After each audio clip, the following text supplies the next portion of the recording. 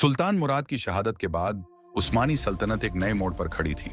कसम की धरती कोसोवो में जब सुल्तान मुराद शहीद हुए तो वहीं पर एक नए युग की शुरुआत हुई, बायजीद के युग की। एक ऐसा सुल्तान जिसे इतिहास यिल्दिरिम यानी बिजली के नाम से जानता है। बायजीद सल्तनत उस्मानिया के चौथे सुल्तान थे। सन 1389 में कोसोवो की लड़ाई में उस्मानी सेना विजयी होती है, लेकिन इस जीत की कीमत बहुत भारी होती है, सुल्तान मुराद की शहादत। युद्ध भूमि पर ही बायजीद को तुरंत सुल्तान घोषित किया जाता है। सुल्तान बायजीद ने अपने शासन के पहले ही वर्षों में साबित कर दिया था कि वो सिर्फ एक योद्धा नहीं, बल्कि एक तेज निर्णय लेने वाला, साहसी और दूरदर्शी सुल्तान भी है। बायजीद ने बाल्कन क्षेत्रों में लगातार जिहाद को जारी रखा, सर्बिया को फतेह किया, बुल्गारिया को फिर से अपने कब्जे में लिया और फिर हंगरी की सीमाओं तक पहुंच गया। 1390 तक बायजीद का इतना दबदबा हो गया कि यूरोप के कई ईसाई हुकूमतें उससे डरने लगीं।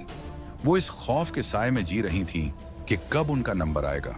यूरोप की हुकूमतें जानती थीं कि अगर उस्मानियों को नहीं रोका गया तो उनकी फौजें पूरे यूरोप पर छा जाएंगी, जिसका नतीजा ये हुआ कि पोप के आह्वान पर एक क्रूसेड गठबंधन बनाया गया और सन 1396 में निकोपोलिस की जंग हुई, जहां बायजीद ने इस फौज को बुरी तरह शिकस्त दी।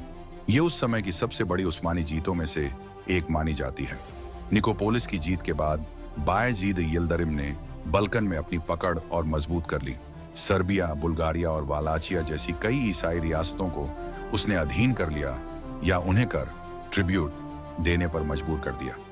उसने खुद को सुल्तान रोम, बिज़ेंटीन एम्परर घोषित कर दिया और कॉन्स्टेंटिनोपल पर और दबाव बढ़ा दिया।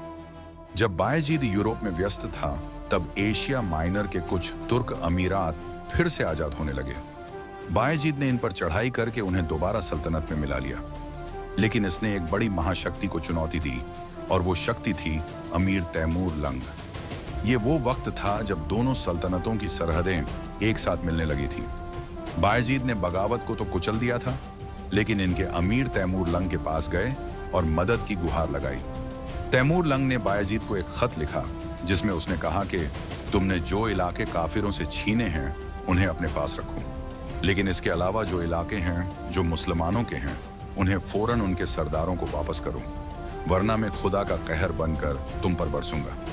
यह खत सल्तनत उस्मानिया के खिलाफ सीधा चैलेंज था, क्योंकि कोई भी इस तरह से सल्तनत उस्मानिया से बात करने की हिम्मत नहीं रखता था। सुल्तान बायजीद ने इसके जवाब में खत लेके आए अमीर तैमूर के कासीदों की दाढ़ी कटवा दी और उन्हें बेइज्जत करके वापस भेज दिया, जिसका मतलब था अब जंग होना तो तय है और अब दोनों तरफ जंगी तैयारी होना शुरू हो गई। लेकिन इस वक्त बायजीद की बड़ी फौजी टुकड़ी कॉन्स्टेंटिनोपल को घेरने में लगी हुई थी। ये घेराबंदी करीब 8 साल से चली आ रही थी।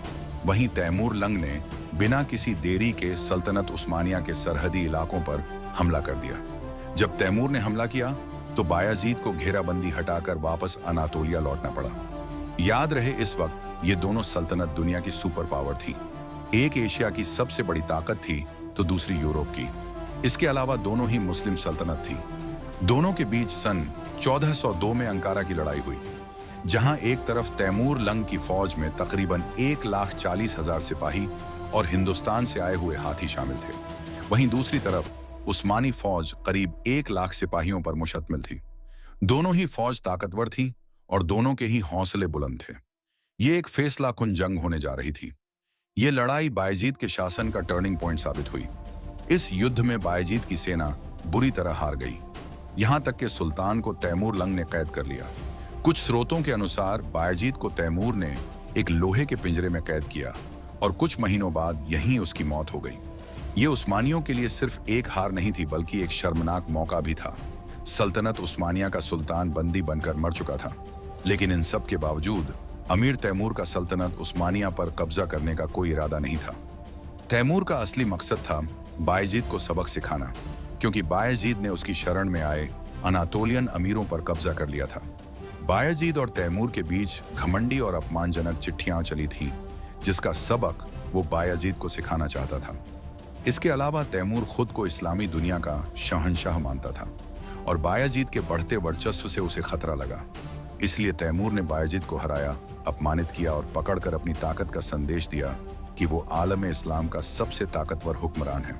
और ये उसने साबित भी कर दिया। सुल्तान बायजीद के बाद उस्मानी सल्तनत लगभग टूटने की कगार पर पहुंच गई थी। बाप की मौत का बदला लेने के बजाय उनके बेटों में गृह युद्ध शुरू हुआ, जिसे इंटररेग्नम कहा जाता है।